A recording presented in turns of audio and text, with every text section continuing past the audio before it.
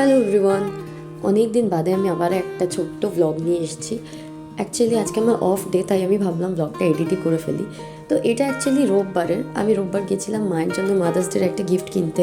তো বাসে করে গেছিলাম, কি গরম লাগছে চিন্তা করতে পারবে না, বাট আমার বাসে চড়তে বেশ ভালোই লাগে।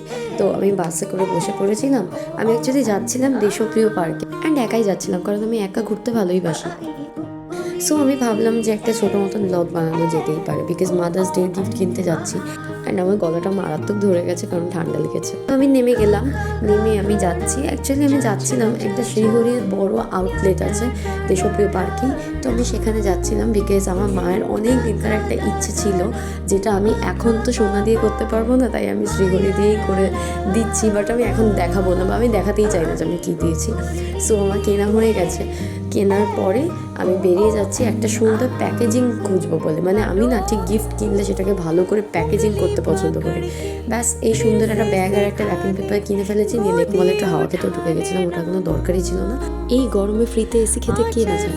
অ্যান্ড বাড়ি আসার পরে বিশ্বাস করবে না, মাকে যখন গিফটটা দিয়েছে মা হয়তো বলছে এত খরচা করার কী দরকার, but deep down I like to smile.